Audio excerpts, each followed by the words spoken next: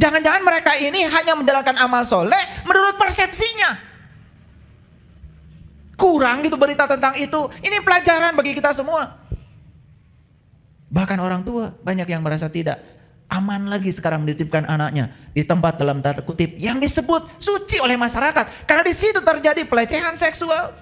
Bahkan anak-anak gadis kita diperlakukan tidak senonoh di tempat itu, bukan di tempat lain.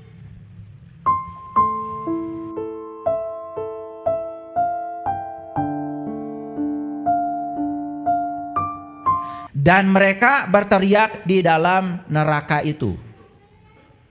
Jadi mana berteriaknya? Nah, siapa mereka itu? Siapa? Gitu aja pusing. Coba dengarkan kalimatnya. Dan mereka berteriak dalam neraka itu. Siapa mereka? Siapa? Kita. Lu aja kali, gua kagak. Enak aja. Pengen bareng-bareng aja. Yang jelas mereka berteriaknya di mana tadi? Ya jelas mereka itu penghuni neraka. Gitu aja kok. Susah. Jadi udah mulai tuh keluar persepsi. Mereka tuh orang kafir, mereka tuh ini, mereka tuh itu, yang gak taat sama Allah, macam-macam. Jelas ngaji itu jangan menggunakan persepsi. Mereka berteriak dalam neraka. Kalau ditanya oleh saya, siapa mereka? Ya penghuni neraka. Teriaknya di neraka. Gampang. Nah, gitu dulu ngajinya. Yang sederhana dulu. Apa teriakannya? Ya Tuhan kami, keluarkanlah kami. Dari apa? Dari neraka. Niscaya kami akan mengerjakan amal yang soleh, yang berlainan dengan yang telah kami kerjakan. Pertanyaan saya, orang ini sudah mengerjakan amal soleh belum? Yang bilang belum, acungkan tangan. Ayo acungkan tangan yang tadi bilang belum. Ya gak apa-apa, yang bilang sudah acungkan tangan. Ini belum. Ulangi. Ini gimana sih kalian? Harus minum kefir ini. Ya Tuhan kami, keluarkanlah kami. Niscaya kami akan mengerjakan amal soleh yang berlainan dengan yang telah kami kerjakan. Saya ingin tahu kejujurannya. Orang ini sudah mengerjakan amal soleh atau belum? Siapa yang belum? Acungkan tangan duluan. Saya hitung. 3.000 orang yang belum. Yang sudah. Wah lebih banyak. Ada 6.000 nih saya lihat. Orang ini berteriak dalam neraka itu bukan belum mengerjakan amal soleh. Dia sudah. Tapi amal soleh yang dia lakukan itu hanya berdasarkan persepsinya sendiri. Buktinya serajin itu dia mengerjakan amal soleh, buktinya dia masih tinggal dalam neraka. Makanya dia meminta kepada Tuhan, aku akan mengerjakan amal soleh yang berlainan. Lain nu baheula deui, cenah kitu maksud nama. Paham? Jadi yang betul, yang sudah apa yang belum? Sekarang udah sepakat semua ya. Orang ini sudah mengerjakan amal soleh. Tapi amal solehnya itu ciptaan, rekaan pikirannya sendiri. Sekarang saya tanya ini, semua akan sudah sepakat sudah. Kalian semua ini sudah tahu nggak amal soleh menurut Quran? Jangan-jangan amal soleh yang selama ini dijalankan itu hanya menurut kebanyakan orang mempersepsinya. Nah ini masalah kan, katanya sudah, tetapi belum. Di Quran dikatakan, waman kana yarju liqa'a rabbih falyamal amalan solihan. Barang siapa yang ingin jumpa dengan Tuhannya, maka dia lakukan amal soleh. Jadi amal soleh itu adalah amal yang ketika dilakukan saat ini juga dapat memperjumpakan kita dengan Tuhan. Jadi amal soleh itu versi Quran adalah cara, metode yang mengantarkan kita berjumpa dengan jati diri kita. Beda? Selama ini amal soleh itu apa yang kita lakukan? Kita ngasih makanan ke orang, amal soleh. Memang ngasih makanan jumpa dengan Tuhan? Itu masuknya amalun hasanah, amal-amal kebajikan. Amal soleh itu sangat spesifik di Quran. Itu sebabnya belajar Quran bukan bahasa Arab. Quran itu bahasa Arab, bahasa Tuhan. Kalau Quran bahasa Tuhan, jangan jauh-jauh dari Tuhan. Makanya jika kamu bisa bersama Tuhan, silahkan. Tapi kalau kamu tidak bisa bersama Tuhan, kamu harus bersama orang-orang yang selalu bersama dengan Tuhan. Gitu. Paham sampai sini? Beda. Jadi sekarang bisa membedakan mana amal soleh, mana amalun hasanah. Mana amal soleh, mana amal kebajikan. Sangat spesifik. Makanya dia sudah mengerjakan amal soleh, tapi persepsi dirinya sendiri. Tapi buktinya, hasil akhirnya, dia tinggal dalam neraka. Neraka itu bukan urusan nanti. Di Quran dikatakan, fa'amal ladina syaku fafinnar lahum fiha zafirun wasahikun. Neraka adalah tempat di mana kamu masih bernafas. Itu kata Quran, bukan kata saya. Itu Quran surat Hud ayat 106. Nanti periksa surat Hud ayat 106, 107, 108. Di situ cerita tentang surga dan neraka. Banyak yang memprotes saya, dikiranya itu buatan saya. Tidak. Itu kata Quran. Bahkan kata Quran, surga dan neraka itu di mana langit dan bumi masih ada. Kan kalian pedoman hidupnya Quran. Jangan menyerang saya dulu, baca dulu. Kalian nggak pernah baca Quran, saya bacanya 1000 kali. Jangan menyerang saya dulu, karena berbeda. Lihat, saya ini, mohon maaf, saya ini saintis. Kalau bicara sesuatu, saya membebaskan diri dari persepsi saya. Ini dalilnya, ini ayatnya saya tunjukkan. Jangan menyerang dulu, jangan menyerang dulu. Bahwa nanti di sana ada surga dan neraka, saya juga belum tahu. Tetapi yang jelas kalau hari ini kita tinggal di surga, pasti di sana juga tinggal di surga. Gak mungkin hari ini tinggal di neraka, besok-besok kita mati tiba-tiba masuk surga. Karena di dalam sebuah kitab suci dari keyakinan lain dikatakan hanya orang yang sudah turun dari surga yang akan bisa masuk surga. Jadi sebelum masuk surga itu harus turun dari surga dulu. Ngerti maksud saya? Gak mungkin orang pemarah, dendaman, jengkelan, baperan, tiba-tiba besok masuk surga. Gak mungkin. Gak mungkin amat. Tidak ada yang otomatis. Tidak ada yang instan. Semua itu harus berproses. Mengerti maksud saya? Jadi orang ini tinggal di mana? Apa katanya? Minta dikeluarkan dari neraka karena dia sudah menjalankan amal soleh. Tetapi amal soleh yang dia jalankan berbeda. Kenyataannya amal solehnya malah memasukkan dia ke dalam neraka. Jujur nih, jujur. Sholat sudah kan? Oke. Pernah gak habis sholat marah-marah? Oke. Ini jujur ya. Pernah gak habis sholat membicarakan keburukan orang? Pernah apa sering? Ini wajah-wajah sering nih kelihatan. Pernah gak habis sholat, maaf, berantem dengan pasangan? Pada barusan sholat. Pernah gak keluar dari masjid dengan sepeda motor, kesenggol sedikit, marah sama orang nyenggol? Pernah? Pernah apa sering? Itu semua neraka. Itu semua neraka. Kita terbakar oleh api kemarahan kita sendiri. Makanya neraka itu dari naraloka. Na itu artinya cahaya, na itu artinya api, ra itu artinya cahaya, loka itu lokasi, tempat. Makanya naraloka, tempat yang terkena oleh radiasi cahaya. Coba kalau di sini ada api, di sini kita tinggal, ada nggak radiasinya? Ini naknya nih, naknya, cahayanya kan merambat ke sini. Ini raknya, nah ini lokanya. Ada orang marah, api bukan? Merambat nggak ke sini? Nah, naknya itu dia, raknya itu yang merambat ke sini.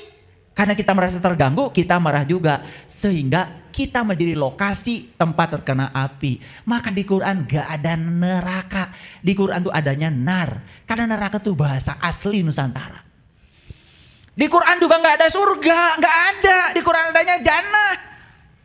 Makanya sebelum protes sama saya dengerin dulu. Ngerti juga enggak? Sudah terbiasa kita dengan neraka dan surga. Padahal neraka dan surga nggak ada di Quran. Di Quran adanya jannah dan nar. Surga itu dari suwarga loka. Bahasa Sanskerta aslinya separga loka. Tempat di mana berdiamnya segala keabadian. Suwarga itu dari su-nya itu artinya abadi, warga itu adalah kumpulan, loka itu lokasi, tempat berkumpulnya segala saripati, tempat berkumpulnya segala keabadian. Itu suwarga loka versi Nusantara. Sama seperti saum dan puasa, beda. Saum itu bahasa Arab, puasa itu bahasa Pali. Dari upafasa, beda. Makanya belajar etimologi sebelum menyerang. Ini kebiasaan kita menyerang, ilmunya nggak ada. Makanya saya juga gak level melayaninya. Ya diamin aja. Orang bodoh itu cukup. Assalamualaikum. Itu aja. Ya mau debat apa, gak ada ilmunya. Nanti juga main golok. Dan itu bukan sifat saya. Kalau mau berbicara soal keilmuan, yuk. Sudah berapa ribu kali Anda baca Quran? Sudah berapa ribu hadis Anda baca? Sudah berapa kitab yang Anda pelajari di pesantren? Saya memang tidak terlalu lama di pesantren, tapi saya sudah baca sebuah kitab. Aluma, Risalatul Qusairiyah, kitab-kitab utama dalam ilmu tasawuf. Udah saya baca semua. Iya Ulumuddin, Sirrul Asrar, itu kitab-kitab utama. Kalau referensinya jelas kan enak kita bicara, betul nggak? Tapi kalau referensinya persepsi, susah. Paheras-heras urat genggerong. Dan itu mengeraskan hati. Dan tidak level. Gitu ya. Buat apa kita membicarakan sesuatu yang gak nyambung. Ulangi lagi. Sudah menjalankan amal soleh. Versi siapa? Versi diri sendiri. Tetapi ternyata kita masih tinggal dalam neraka. Suka marah, jengkelan, baperan, tersinggungan. Neraka semua. Jadi apa kabarnya amal soleh kita ini? Ngerti maksud saya?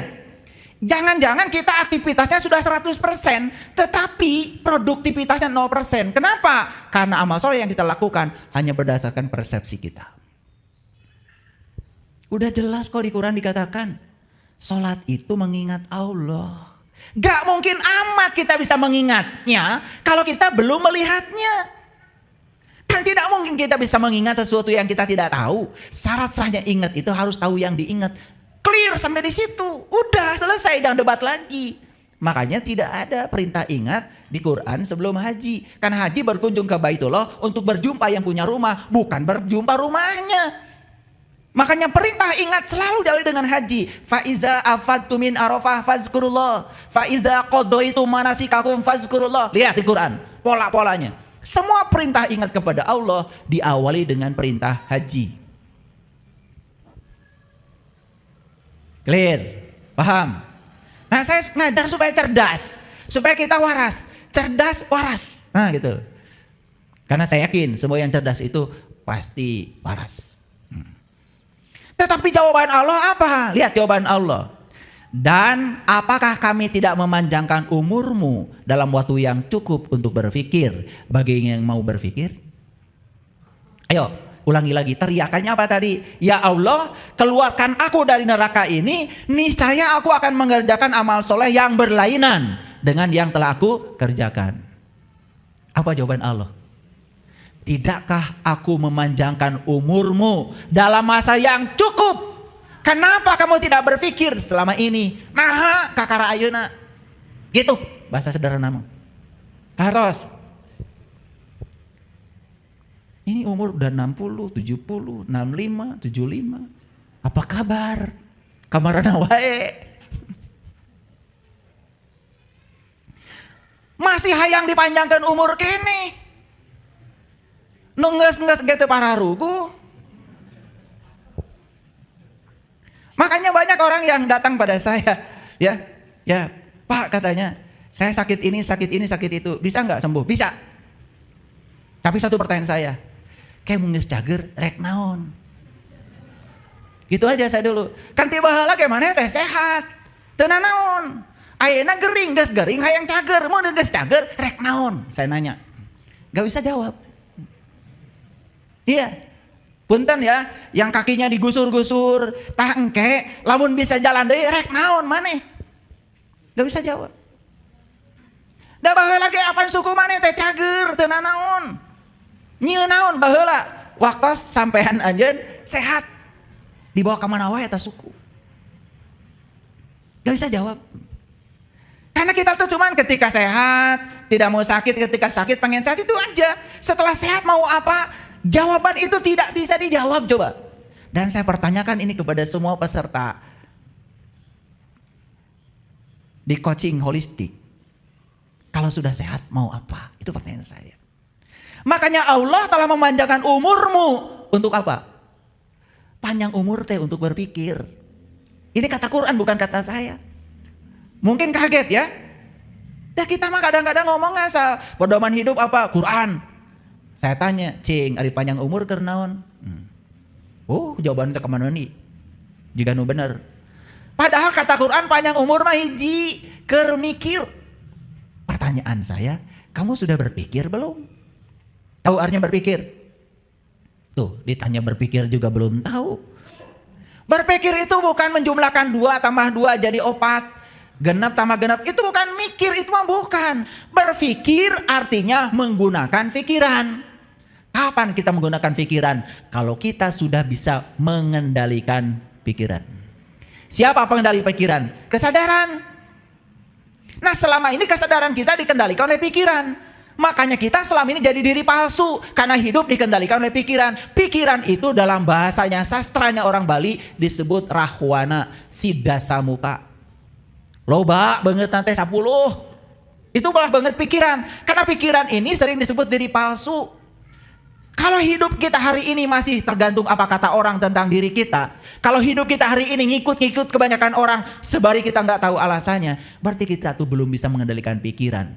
Kesadaran kita masih tersembunyi. Sepanjang kita belum bisa mengendalikan pikiran, berarti kita belum berpikir. Pak, kan saya sekolah udah tinggi, S1 sudah, S2 udah, S3 sudah. Gak peduli saya. Sepanjang Anda masih dikendalikan oleh pikiran, Anda belum berpikir. Ciri orang berpikir itu sudah terkendali pikirannya. Jadi Sinta, sang kesadaran yang lepas dari Sri Rama itu, sudah diambil kembali dari Sidasamuka, penguasa negeri Alengka. Alengka itu pikiran yang namanya Rahwana, lewat bantuan Hanuman. Makanya Hanuman itu lambang dari seorang mursyid, seorang guru yang bijaksana, yang bisa mengembalikan pikiran yang lepas, kesadaran yang lepas, menemani pikiran kembali. Maaf ibu bapak, hampir kebanyakan manusia sekarang ini hidupnya dengan pikiran, bukan dengan kesadaran. Sok bisa dites. Pikiran mah gampang. Kalau nggak membawa kita ke masa lalu, membawa kita ke masa depan. Jarang membawa kita ke masa kini. Pikiran itu tidak suka saat ini. Coba hari ini kita sehat-sehat saja. Hari ini kita bisa bernafas. Hari ini uang kita ada walaupun tidak banyak. Kenapa mencemaskan hari esok? Itulah pikiran. Selalu membawa kita pada hayalan dan ilusi pikiran itu. Makanya rebut kembali kesadaran, kendalikan pikiran. Itulah orang yang berpikir. Jadi kenapa kamu masuk ke dalam neraka selama ini? Satu penyebabnya, karena kamu menjadi diri palsu. Kamu hidupnya dikendalikan oleh pikiran kamu sendiri. Pikiran makan suka ngarang, benar salah, betul nggak? Iya teh bener, cek urang oge. Pada tir batur mah, iya teh salah cek urang, kan cek urang. Cek sah, cek pikiran. Dah benar salah, mah penilaian, bukan kebenaran. Dan selama ini hidup kita benar salah. Ada berita gini, nyok. Ada berita gini, nyok. Ta eta si Rahwana teh. Si Dasamuka. Tidak punya kepribadian, tidak bisa menjadi dirinya sendiri. Selalu berubah dengan apa kata orang. Isunya sekarang begini, ngilu. Ira terek jadi diri maneh sorangan. Kenapa bisa begitu? Karena sumbernya satu, kita tidak kenal jati diri kita sendiri. Jawaban Allah yang kedua, ini luar biasa. Apa katanya? Tidakkah datang kepada kamu seorang pemberi peringatan? Minta dikeluarkan dari neraka, bukan jawabannya, yes saya keluarkan, bukan begitu. Dibalikan lagi, ya mana tadi diberi umur sakit panjang, kamana wae. Nah tuh mikir atuh. Nuka dua, apa tidak datang orang yang ngasih peringatan kepada kamu? Oke, dalam wujud orang mungkin tidak ada yang datang kepada kita. Tetapi yang berwujud guru sejati dalam diri kita setiap saat mengingatkan kita. Tidakkah kamu dengar itu? Pesantren yang sebenarnya itu di sini, Ibu Bapak. Hayang hirup bener mah di dieu we, tanya ka diri maneh. Lamun urang bohong ada yang ngingetin dari dalam tong bohong. Kalau kita ngomongin orang ada yang ngingetin dari dalam, geus stop, tong ngomongkeun batur wae. Ih, ditita stop teh kalau ke ngagolontor we. Jadi kita itu lebih senang lembaga-lembaga formal. Di sini ada lembaga informal yang sangat jelas hidup. Dan saya bilang tadi, kalau itu diikuti suaranya, yang disebut suara hati nurani, suara kebenaran, moal cilaka, moal. Nusok nyilakakeun orang mah, pikiran orang seorang. Diri palsu kita sendiri. Makanya saya ulang-ulang, saya tidak bosan ngomong ini karena ini perkara yang sangat penting untuk membebaskan diri kita dari segala penderitaan. Jadi umur itu berhubungan dengan apa? Waktu. Maka Allah bilang, tidakkah aku memanjangkan umurmu dalam waktu yang cukup untuk kamu berpikir. Kamana wae. Gitu. Tanya Allah. Geus kararieu kakara sadar. Mending sadar teh kayak seperti ini. Umur berapa? Hah? 38. Alhamdulillah. Wah nama can 40 lah. Masih panjang. Ini yang 60, yang 65, 75. Sudah dari dulu salat teh eueuh ladangna tetep gede amat. Da teu robah, teu hayang neangan ilmuna. Kumaha? Terus terang Bapak Ibu, saya itu yang namanya nyari ilmu untuk salat yang enak aja, yang nikmat itu miliaran saya keluar duit. Miliaran saya keluar duit. Udah gak saya hitung duit saya berapa. Hanya ingin mendapatkan kenikmatan sholat itu. Gak mungkin amat Nabi Muhammad sholatnya kayak gini. Saya bilang gak mungkin. Sampai beliau mengatakan dalam hadis, sholat adalah hiburanku. Hiburannya Nabi itu sholat. Dan saya ingin sholat itu benar-benar hiburan saya. Begitu saya dapat ilmunya. Ternyata sholat itu bukan sekedar sembahyang. Tetapi memanunggal bersama dia. Merasakan kehadiran dia di setiap ruang dan waktu. Air mata tidak terbendung lagi. Sajadah itu basah. Bahkan tak terasa. Tidak ada kegelapan di situ. Yang ada cuma cahaya yang terang benderang. Serasa seperti di taman.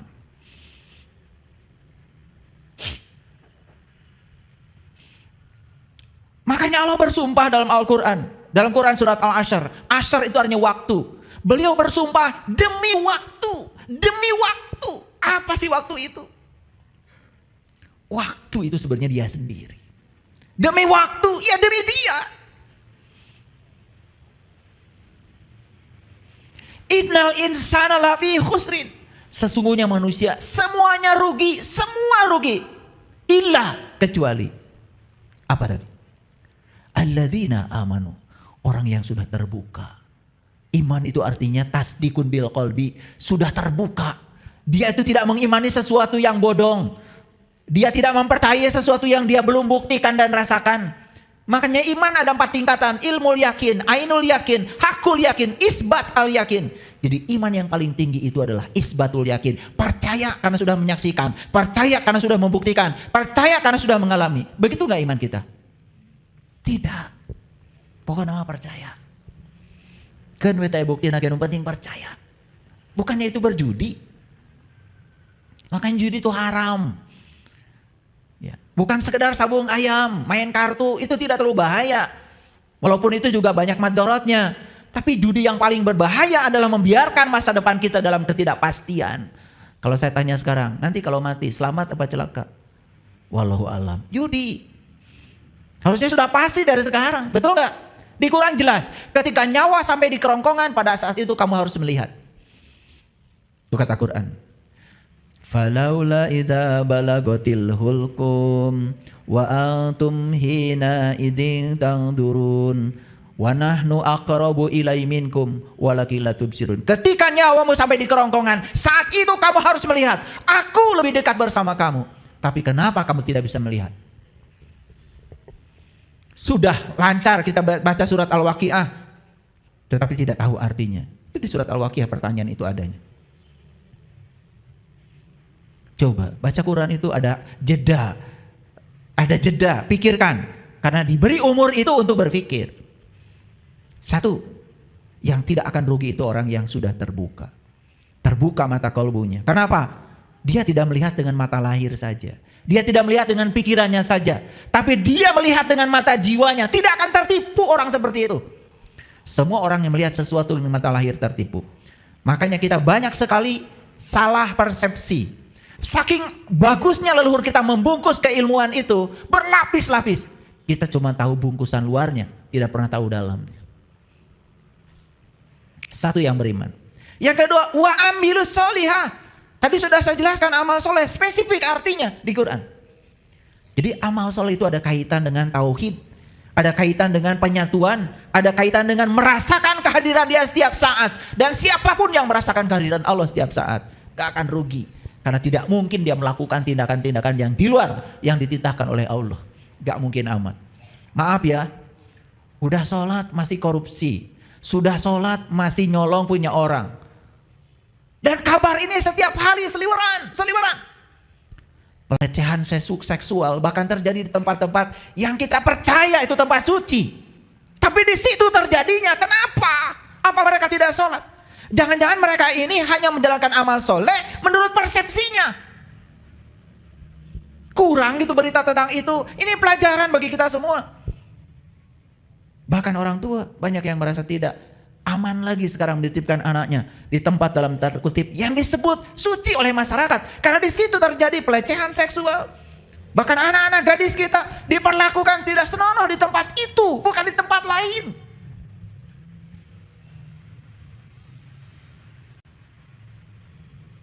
Para hadirin, satu, iman itu bukan sekedar percaya. Tapi iman itu harus membuktikan. Percaya kepada Allah, buktikan kehadirannya dalam diri kita. Karena kita sudah dikasih pandangan untuk menyaksikan Dia. Laqad ja'akum basyairum min rabbikum. Telah datang kepada kalian semua al-basyair, penglihatan kolbu, sudah dikasih pada kalian semua. Waman absara falinafsih.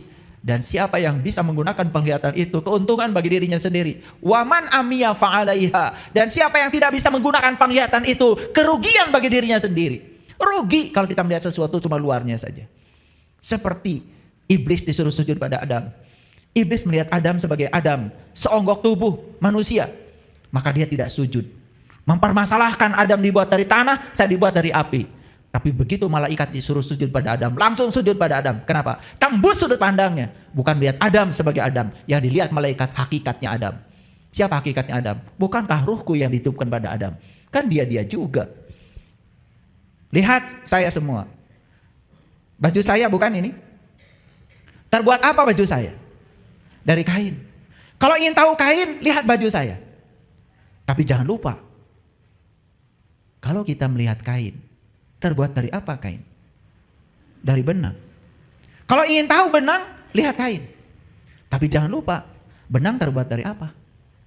Terbuat dari kapas. Kalau ingin lihat benang, lihat kapas. Jadi sebetulnya bagi orang yang sadar, begitu melihat baju, yang dia lihat itu kapas. Asal muasalnya baju. Kapas menjadi benang, benang menjadi kain, kain menjadi baju. Dia lihat baju sekarang, tapi hakikatnya baju adalah kapas. Ini apa nih yang sedang saya duduki? Kursi. Terbuat dari apa? Kayu. Kayu bisa jadi kursi, bisa jadi meja, bisa jadi kusen, bisa jadi pintu. Banyak namanya. Pintu, kusen, meja, kursi. Banyak namanya. Kita jadi terjebak oleh bentuk, lupa asal muasalnya, bahwa semuanya sebetulnya adalah kayu. Betul? Iya. Makanya kenapa ada pelajaran martabat alam 7? Ada alam wahdah, ada alam wahidiyah. Ya.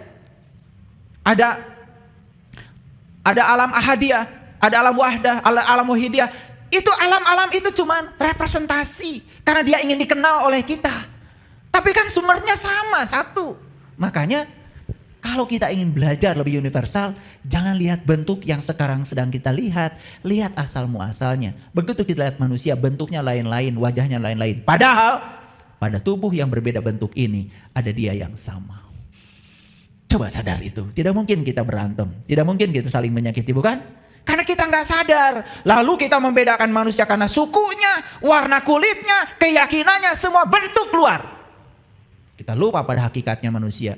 Sebetulnya semua hakikatnya manusia adalah Dia juga. La ilaha illallah. Yang mana yang bukan Dia? Ini iman. Yang kedua, wa amilus solihah. Yang ketiga, wa tawasau bil haq. Yang keempat, wa tawasau bis sabr. Capai kebenaran, capai kesabaran. Jadi 4 yang akan membuat kita tidak akan terjebak oleh kerugian dengan waktu. Lalu sekarang, apa sih waktu itu? Saya menggunakan definisi waktu dari beberapa ilmuwan supaya semuanya tahu kalau ini bukan persepsi saya. Saya mengambil dari Muhammad Abdul Jawad. Ini seorang ilmuwan Islam. Beliau mengatakan waktu adalah sumber daya yang paling berharga, yang tak mungkin tergantikan serta tak mungkin disimpan tanpa digunakan. Jadi sumber daya yang dimiliki semua orang itu waktu. Setuju dengan saya? Uang mungkin berbeda-beda kita punya. Betul? Keahlian beda-beda kita punya. Ilmu pengetahuan beda-beda kita punya. Tapi ada yang sama yang kita punya. Apa? Waktu. Dan waktu kita sama-sama 24 jam, bukan? Ada seorang ilmuwan yang melakukan riset. Kenapa banyak manusia yang merasa kekurangan waktu? Ternyata penyebabnya cuma 2. 1, terlalu banyak mengerjakan sesuatu yang sesungguhnya tidak perlu dikerjakan. 2, mengerjakan sesuatu yang tidak disuruh oleh Tuhan. Terjawab? Yuk perhatikan saya. Semakin banyak kita mengerjakan sesuatu yang seharusnya tidak kita kerjakan, semakin banyak mengerjakan sesuatu yang tidak disuruh oleh Tuhan, percaya sama saya, orang ini akan keteter dengan waktu. Ini hasil riset.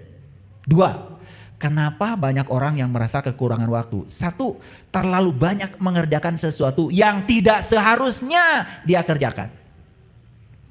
Yang kedua, terlalu banyak mengerjakan sesuatu yang tidak disuruh oleh Tuhan. Yuk kita buktikan sekarang. Apa yang kita kerjakan padahal sesungguhnya tidak seharusnya kita kerjakan.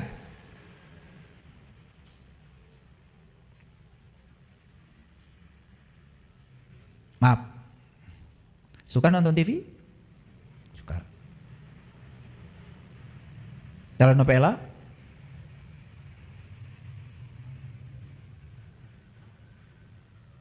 Sinetron? Ngelamun?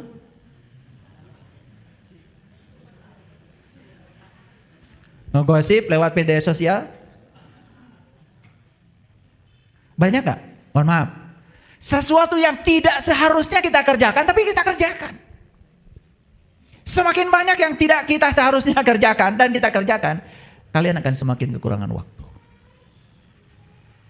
Dan yang kedua, semakin banyak mengerjakan sesuatu yang tidak disuruh oleh Allah, makin kekurangan waktu. Lihat saya semuanya. Pernah gak Allah bilang, janganlah kamu melanggar janji? Ada gak? Ada gak? Ya ayyuhallazina amanu aufu bil uqud. Hai orang-orang yang beriman, penuhi janji-janjimu. Gitu kata Allah. Tetapi yang terjadi kita melanggar janji. Kita mengerjakan sesuatu yang tidak disuruh oleh Allah. Perhatikan, waktu yang akan terbuang banyak. Pernah gak Allah bilang, la takhaf, jangan khawatir. Pernah gak Allah bilang gitu? Suka khawatir? Coba. Makin banyak khawatirnya, makin banyak melakukan yang tidak disuruh oleh Allah. Waktumu habis. Pernah gak Allah bilang, la tahzan. Pernah Allah bilang? Apa katanya? Jangan sedih. Pernah? Tiba-tiba ingat masa lalu, sedih. Mengerjakan sesuatu yang tidak disuruh oleh Allah. Habis waktumu. Lalu tiba-tiba, kok saya sudah 63 tahun tapi saya belum melakukan apa-apa.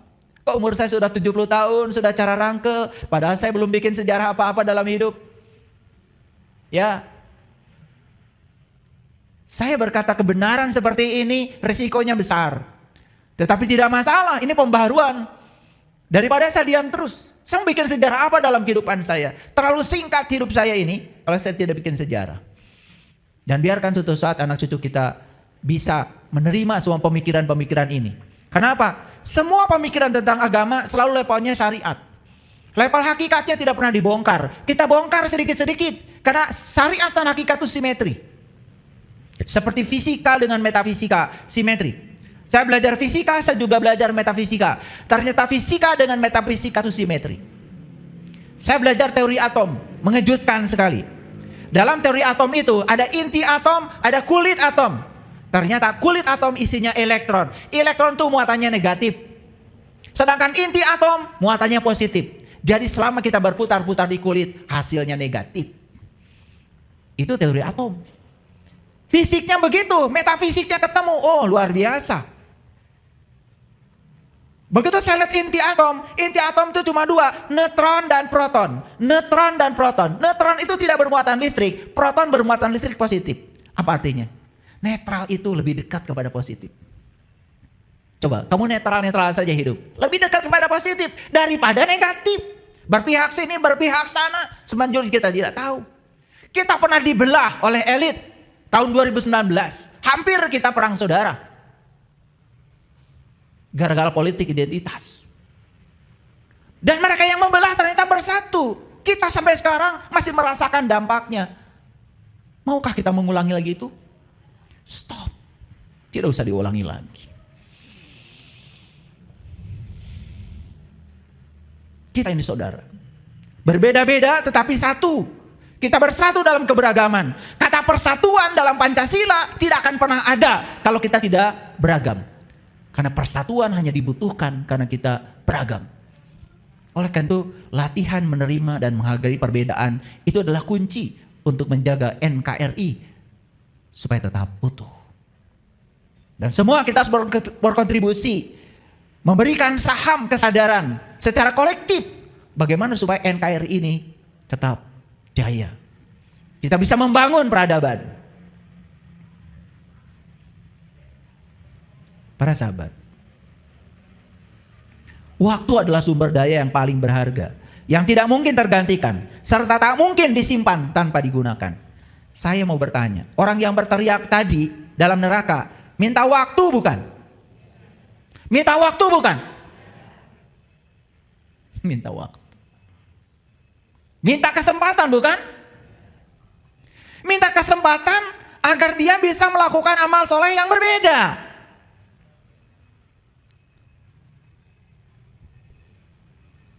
Kan yang diminta adalah waktu. Tidak usah beli, waktu itu tidak usah beli. Karena tidak ada jualan waktu. Tapi waktu itu seperti es batu. Digunakan, tidak digunakan tetap aja mencair. Digunakan atau tidak digunakan tetap aja habis. Ada yang menggunakan waktunya bagus, ada yang menggunakan tidak waktunya. Tetap sama-sama mati, sama-sama habis. Pada waktu kita sama 24 jam. Maaf. Kalian dengan saya waktunya sama.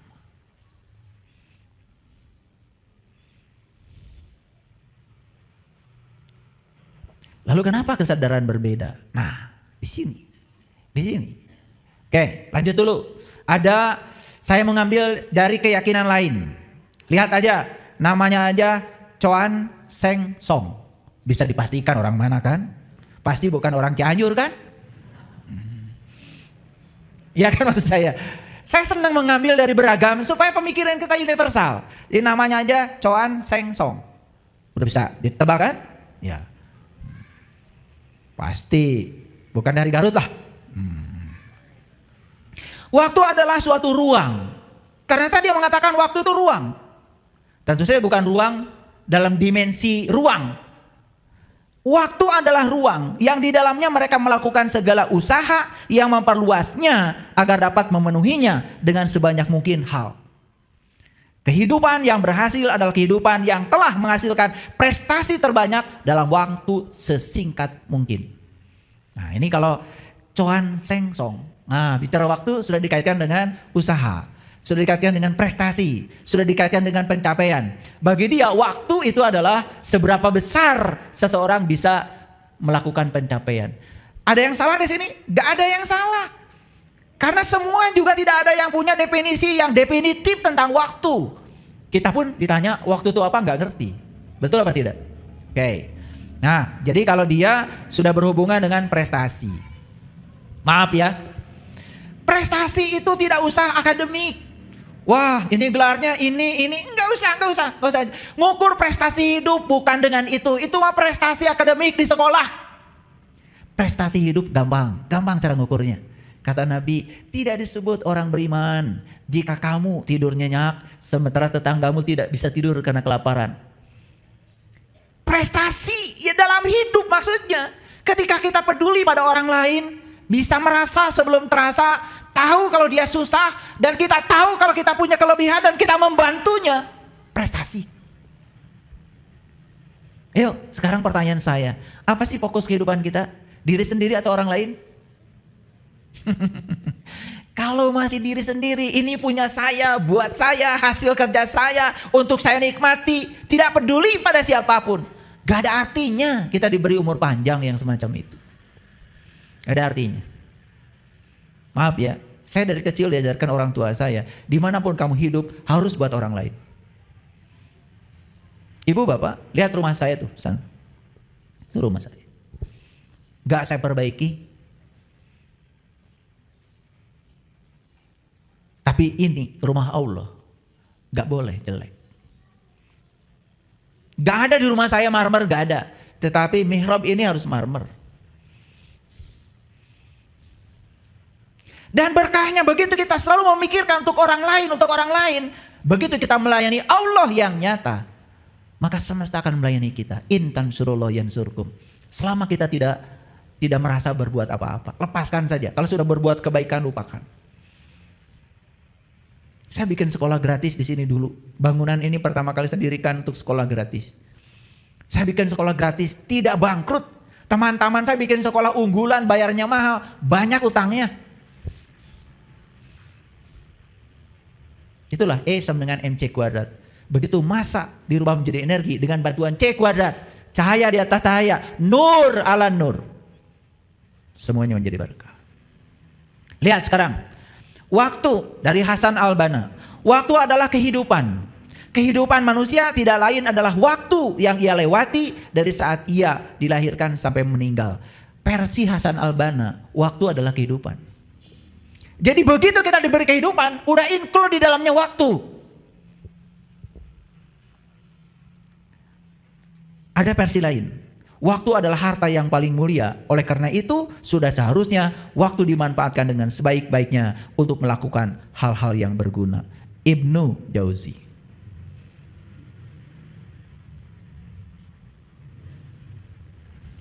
Sekarang kita lihat yang selanjutnya. Ini masih pengertian dari definisi waktu. Waktu adalah teman akrab bagi mereka yang pandai menggunakannya. Tetapi sebaliknya menjadi bumerang bagi mereka yang menyia-nyiakannya. Siapa yang tidak berteman dengan waktu? Siapa yang tidak berteman dengan waktu? Dan kita setiap saat, setiap hari kehidupan kita dibarengi oleh waktu. Dan waktu itu adalah teman akrab bagi mereka yang pandai menggunakannya. Tetapi sebaliknya menjadi bumerang bagi mereka yang menyia-nyiakannya. Waktu adalah kekuatan. Bila kita memanfaatkan seluruh waktu, kita sedang berada di atas jalan keberuntungan. John F. Kennedy. Jadi ingin jadi orang kuat? Ingin jadi orang beruntung? Kata John F. Kennedy, Presiden Amerika, beliau mengatakan, gunakan waktu. Karena waktu adalah kekuatan. Ini definisi waktu, banyak sekali versi para ilmuwan, tapi saya tidak menyertakan semuanya. Ada juga yang mengatakan waktu adalah berkah Tuhan yang paling adil dan konsisten. Setiap insan di bumi ini diberkahi waktu yang sama, yaitu 24 jam sehari, 7 hari seminggu. Maka dikatakan waktu adalah berkah Allah yang paling adil dan konsisten. Semua kita diberi waktu yang sama. Tapi kenapa kita berbeda? Lagi-lagi, ini bukan soal takdir. Ini soal kita ngurusi diri kita sendiri. Ya, kalau kita ngitung ya, Quran ini cuma 6.236 ayat. Sekarang saya tanya, hidup kita sudah berapa hari? Berapa hari? Coba, 1 hari 300, 1 tahun 365 hari. Jadi sebetulnya untuk mencapai 6.236 cuma butuh 365 kali berapa? Kayak 20 kan? 365 kali 20. Paham maksud saya? Itu udah kelebihan itu. Nah, 20 tahun harusnya kita tuh sudah hafal Quran. Kalau kita menghafalnya sehari 1 ayat saja. Karena kita terlalu banyak menunda dan kita melihat tebalnya Quran, lalu apa yang terjadi? Begitu lihat Quran tebal, ya sudah. Kita takut dengan tebalnya. Padahal kalau dihantam sehari 1 ayat, selesai sekarang. Di umur 20 harusnya sudah hafiz Quran. Ini masalah manajemen. Maaf ya. Tanya ayat ini nggak ngerti, tanya ayat ini nggak ngerti. Saya juga nggak ngerti. Padahal kalau ngomong, pedoman hidup saya, Quran. Oh, apalagi kalau di mimbar. Begitu ditanya, pernah saya bertanya itu sama orang baru turun dari mimbar. Saya bilang, Ustadz mohon maaf. Bunuh diri bagus nggak menurut Quran? Wah itu jelek, masuk neraka. Saya udah mulai nih, nggak baca pasti. Ya udah itu Solo Goto kan itu. Dah saya kasih. Anda pernah baca nggak Quran surat An-Nisa ayat 66. Bunuhlah dirimu dan keluarlah dari kampungmu. Dan jika kamu melaksanakan itu, maka itu akan menguatkan imanmu. Itu sebetulnya perintah Allah yang ada kaitannya dengan perintah Nabi Mut, antakoblamut. Belajar mati selagi hidup. Makanya kita sudah tahu ayatnya, kullu nafsin zaikatul maut. Setiap yang bernyawa harus merasakan rasanya mati. Merasakan rasanya mati ketika hidup. Jadi itu perintah bunuh diri bukan minum baygon. Tapi perintah untuk membunuh ego, keakuan. Supaya kita bisa hening pikiran dan merasakan kehadiran Allah. Karena Solo Goto langsung saja. Wah gini, Allahu Akbar. Langsung. Ya kayak kalian. Belum ngerti udah Allahu Akbar. Ntar dulu. Yang di Allahu Akbar kan itu apa? Udah gitu Allahu Akbar sambil ngambil TV orang. Bilang Allahu Akbar sambil bawa pentungan nyakitin orang. Gimana sih? Aduh, kalau tahu kalimat Allahu Akbar itu. Betapa akbarnya Allah yang tanpa batas. Kemanapun kita memalingkan wajah, yang kita saksikan cuma wajahnya dia. Kalau sudah terbuka mata kalbunya. Kemanapun kita memalingkan wajah, gak ada yang dilihat selain dia. Walillahil masyriqi wal maghrib fa aina ma tuwalu fasama wajhullah. Aku meliputi timur dan barat dan kemanapun kamu melingkan wajah, di situ kamu akan melihat wajahku. Waktu adalah barang yang paling berharga untuk kita jaga. Waktu adalah barang yang paling mudah hilang dari kita. Betul? Betul? Coba. Sejam yang lalu bikin apa? Cuma ngelamun aja. Membayangkan hidup bahagia. Tidak memutuskan hidup bahagia saat ini. Terus aja membayangkan hidup bahagia. Membayangkan terus. Menunggu terus. Maka siapapun yang menunggu bahagia, selamanya dia menunggu. Dan tidak akan pernah bahagia. Karena bahagia adalah keputusan kita saat ini. Itu baru definisi waktu. Nah, saya belum sampai pada kesimpulan. Nah, lanjut dulu. Jadi kenapa seseorang itu diberi waktu yang sama tetapi pencapaiannya berbeda? Ini soal manajemen waktu. Jadi saya gunakan konsep manajemen waktu dari para ilmuwan ini. Jadi supaya sedikit agak saintis ya, saintifik pembahasan kita. Manajemen waktu adalah perencanaan, proses atau tindakan yang telah ditentukan secara sadar untuk melakukan suatu kegiatan dalam kurun waktu tertentu dengan menggunakan sumber daya secara efektif, efisien, dan produktif. Nah, ini bahasa sekolah. Ulangi lagi. Manajemen waktu di dalamnya ada perencanaan, proses atau tindakan yang telah ditentukan secara sadar. Atau gampangnya gini deh. Begitu bangun pagi, setelah berterima kasih kepada Allah, ya Allah terima kasih hari ini saya masih dikasih nafas. Setelah itu bikin perencanaan hari ini mau apa. Sederhana aja perencanaannya, hari ini saya mau pergi kemanapun saya mau, ngikutin kaki saya. Tidak boleh ada satu orang pun yang terluka atau berkurang kebahagiaannya bertemu saya. Bikin perencanaan gitu aja sederhana, pagi-pagi itu. Kemanapun saya pergi tidak boleh ada orang yang berkurang kebahagiaannya bertemu dengan saya. Siapkan uang, siapkan bekal, pokoknya ingin membahagiakan orang. Sehari itu saja dulu. Hidup tuh sehari-sehari aja. Jangan 2 hari 2 hari. Kayak makan satu suap kan. Kayak gitu. Coba keren deh. Tidak usah 1 minggu dulu. Tidak usah 1 bulan dulu. 1 hari aja. Mau apa? Coba rasakan. Di situ akan mulai ada efektivitas, efisiensi, dan produktivitas. Ini manajemen.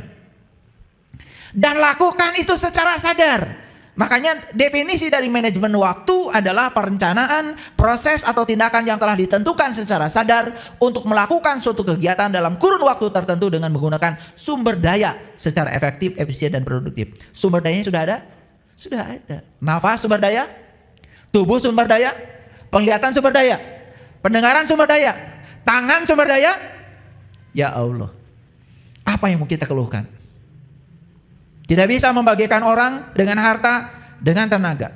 Tidak bisa membagikan orang dengan harta, dengan pikiran. Sumber daya kita banyak. Cuman kalau ditanya apa yang kau miliki, sampai kita lupa. Karena kita terus tidak sadar mengejar sesuatu yang menjadi hayalan kita. Yang ada di depan mata, itu pun tidak kelihatan. Jadi manajemen waktu berhubungan dengan satu, perencanaan. Dua, pengorganisasian. Yang ketiga adalah penggerakan atau pengawasan produktivitas terhadap waktu. Nih saya kasih tahu. Banyak saya nyuruh mahasiswa membaca. Saya kasih buku yang tipis aja dulu. Setiap saya tes, itu selalu di halaman berapa itu gak pernah nyaut. Gak ngerti saya. Rupanya apa? Mereka itu tidak belajar menyimak. Karena membaca itu jadinya menghafal. Padahal membaca itu sudah, baca aja. Nah, halaman 1 dan halaman kedua hilang, gak apa-apa. Halaman ketiga ketika sudah panas otak kita, dia akan merekam semua yang kita baca. Kita sudah salah dari sejak kecil. Kalau nyuruh anak belajar apa? Neng, Ujang, gerang ngapalkeun. Tuh. Dianggap ngapalkeun itu belajar. Padahal itu sebetulnya adalah memusingkan anak kita. Akibatnya anak kita jadi dicekoki banyak hafalan. Dan hafalan tidak akan menolong apa-apa. Karena itu adalah tingkat kognisi yang paling rendah. Ya. Nah, itu manajemen waktu. Jadi kalau kita bicara tentang manajemen waktu, berarti berbicara tentang apa saja. Nah, saya kasih tahu ada beberapa faktor yang penting yang berhubungan dengan manajemen waktu. Yang pertama, coba belajar harian saja. Menetapkan tujuan. Coba. Hari ini saya mau ngaji di Miskatul Anwar. Itu tadi pagi udah tetapkan tujuan. Selama saya ngaji, saya tetapkan tujuan saya harus terbuka untuk meningkatkan kesadaran saya. Saya harus merevisi amal soleh saya yang tidak produktif selama ini yang saya lakukan. Saya akan mengganti dengan amal soleh yang produktif yang meningkatkan kesadaran. Saya harus tahu kunci-kunci keilmuannya supaya amal soleh yang saya lakukan produktif. Itu sudah tujuan. Langsung menyusun prioritas. Sekian banyak tentu saja kita punya tujuan. Apa sih prioritas utama? Oke, prioritas utama saya adalah mengenal jati diri saya. Karena kunci utama dari semua pengetahuan adalah mengenal jati diri. Prioritas utama, saya harus kenal siapa diri saya. Karena itu efeknya banyak. Sholat jadi khusyuk, baca Quran jadi ngerti, kita jadi penuh cinta kasih, dan sebagainya. Banyak. Kita harus tahu prioritasnya yang mana. Yang kedua, susun jadwal. Tidak usah jadwal seminggu, terlalu berat. Sehari itu saja. Supaya terasa kalau kita punya waktu 24 jam. Coba, mau tidur jam berapa? Tidurnya dengan kualitas seperti apa? Mau bangun jam berapa? Saat bangun seperti apa? Karena kesadaran terakhir saat kita tidur akan menjadi kesadaran awal saat kita bangun. Usahakan mau tidur dalam keadaan damai, bahagia. Jangan mimpi yang buruk ketika tidur. Mimpi yang buruk ketika tidur jelas bahwa kita ada yang salah dalam hidup. Jadi saya mohon maaf ya. Saya tahu siapa yang mimpinya masih buruk, siapa yang mimpinya sudah enggak. Saya lihat gini aja, saya tahu. Siapa yang tidurnya bagus dan siapa yang tidak bagus. Siapa yang tidurnya lama dan susah bangun. Saya tahu ya. Saya tahu, sensor saya udah kuat. Saya tahu ini tidur berapa jam nih, kelihatan. Yang ngantuk itu bukan berarti kurang tidur. Itu kebanyakan tidur. Ya, kan saya tidak pernah, mahasiswa saya baru masuk kelas ngantuk. Saya kalau kebanyakan tidur ya, oh iya Pak, Bapak tahu. Ya. Kelihatan itu, ngantuk kurang tidur dan ngantuk kebanyakan tidur, beda itu. Gelombang otaknya beda. Saya tidak usah pakai elektroensefalograf mengukurnya. Sensor saya kuat. Pandang aja matanya beberapa detik udah tahu. Ya, tidurnya mimpinya pasti dikejar anjing gelo ini. Tahu. Dan itu bisa mencerminkan kualitas jiwa. Kalau orang tidurnya masih di level itu, berarti jiwanya masih kotor. Maaf. Gak usah pakai macam-macam dandanan lah, saya tahu. Gak usah. Saya tahu ya, yang dandanan macam-macam di TV itu saya lihat, ini mimpinya suka begini. Makanya ngomongnya ngawur. Bersikap asertif. Asertif itu gini, ini terlalu akademis nih sebetulnya. Asertif ini bersikap tegas untuk mengatakan tidak pada sesuatu ajakan atau perintah yang secara pribadi membuat kita tidak senang. Itu asertif namanya. Jangan diajak sini, ada terawas atau hari itu ngiring mah. Padahal ngiring teh, pikiran mah di mana? Jangan. Itu buang-buang waktu. Kalau tidak bilang tidak, kalau tidak senang bilang tidak senang. Makanya jadi diri sendiri itu penting. Maaf ya. Saya jadwalnya melayani umat kayak gini, saya melayani umat. Jadwal saya melayani istri saya, ya saya pergi ke Bali. Stop semua kegiatan. Apa melayani istri itu bukan soal, ini soal waktu, quality time untuk menjaga agar rumah tangga kita harmonis. Agar kehadiran saya di rumah itu dirasakan oleh anak istri saya. Uang, no problem, jangan dipikir uang. Selama kita punya keinginan, semesta akan ngasih fasilitasnya untuk menyelenggarakan keinginan kita. Percayalah. Itulah pikiran kita nih yang suka merusak. Ya, merusak. Waduh, kalau saya makan di sini mahal. Iya, sayang. Saya bayar hotel 1 malam 2.700.000. Aduh, berapa sakeun semen? Mulai dikalkulasi dengan semen. Berapa sak? Ya pusing. Apalagi kalau dikalkulasi, iya sabaraha siraheun hulu peda. Tambah pusing. Tidak berbakat jadi orang kaya itu. Nah, saya pernah jadi wakil kepala sekolah di sekolah yang bagus di Bandung. Mohon maaf, saya pernah ngomelin orang tua yang anaknya tuh gak naik. Dari 24 anak itu 12 gak naik kelas. Maaf, dan orang tuanya bukan orang tua biasa. Secara akademis sudah mencapai pencapaian yang sangat luar biasa tinggi. Tidak punya waktu buat anak. Dan dia pikir, ya kesibukan dia mencari uang, dan uang yang dia dapat bisa membayar cinta kasih yang dia buang untuk anaknya. Itu kebodohan. Jangan dikira loh, berbaring di bawah pohon bersama anak istri kita itu bukan sesuatu yang luar biasa. Itu bukan buang-buang waktu. Bukan. Ya, mohon maaf, sebaliknya. Kita baca ini, baca itu, cuman berharap pahala. Padahal kita juga gak tahu yang dibaca. Bisa jadi malah itu buang waktu. Betul apa tidak? Tidak dirasakan langsung. Nih banyak kita menyepelekan hal yang semacam itu. Maaf ya. Banyak yang so sibuk. Anak masih tidur. Dia sudah pergi. Anak istri sudah tidur, dia baru datang. Dan dia merasa diri sebagai pahlawan. Kenapa? Sibuk. Kan saya mencari nafkah buat kalian. Dikiranya hidup itu cuman uang. Ada faktor lain. Cinta kasih, perhatian, PR. Saya paling senang kalau ngajarin PR. Kalau anak PR, ada PR nak, yuk kita sama-sama. Kita belajar bersama. Sampai diingatkan lagi, saya juga supaya pinter. Iya, ngerjakan PR bersama anak. Bukan nyuruh, ngerjakan bersama. Itu asik itu. Dan saya merasa waktu saya buat anak saya, untuk mengerjakan PR anak saya, tidak bisa diuangkan. Maaf ya, seminggu tiap hari yang undang ceramah saya banyak. Apa salah ini? Enggak. Enggak, saya milih-milih kalau ceramah. Apalagi kalau saya menceramahin orang-orang yang jelas-jelas belum tentu mau belajar, hanya sekedar berkumpul saja buat apa? Menyampaikan ilmu kepada orang yang tidak butuh itu suatu kezaliman. Dan menahan ilmu dari yang butuh suatu kezaliman. Saya kenapa hari ini mau mengajar di sini? Saya percaya orang-orang yang datang di sini jauh dari mana-mana pasti digerakkan oleh malaknya sendiri karena ingin belajar. Saya datang di sini. Saya diundang, maaf ya. Saya datang di sini, maaf ya. Kan saya tidak dibayar oleh kalian, tidak. Bahkan saya mungkin kalau diundang tabligh akbar lebih besar bayarannya. Tapi saya tidak berhitung itu. Saya lebih suka mengubah orang 1-2 tetapi berubah kesadarannya. Daripada saya populer di depan banyak orang, tetapi mereka tidak berubah kesadarannya, cuman mengeluk-elukan popularitas saya. Tidak penting amat bagi saya populer, bukan tujuan saya. Ini soal manajemen waktu kan? Betul apa tidak? Ya.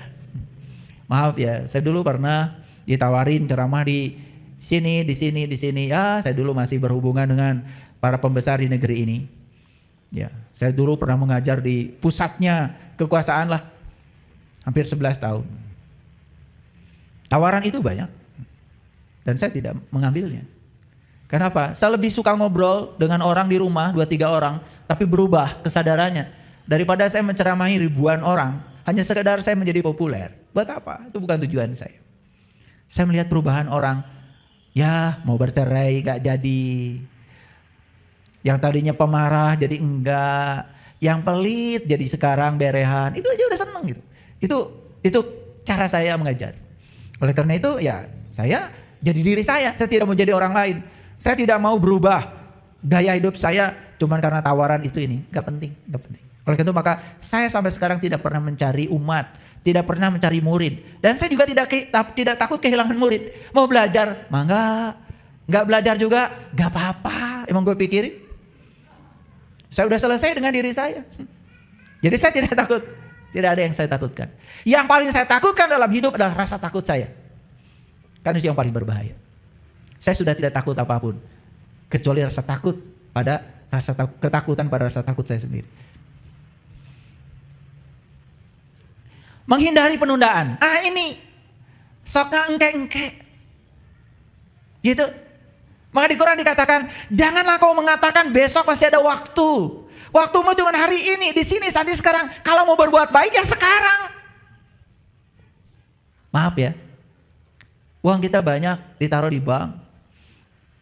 Tiba-tiba kita terkena serangan jantung. Untuk diri kita sendiri aja pelitnya luar biasa. Setelah kita tinggalkan di bank, itu akan menjadi bara bagi anak cucu kita. Yang akan kita bawa bukankah yang kita bagikan? Di sini, saat ini, sekarang kita masih punya tangan untuk membagikannya. Dan tidak melakukannya, ditunda terus. Menunggu kapan? Pertanyaan saya, menunggu kapan?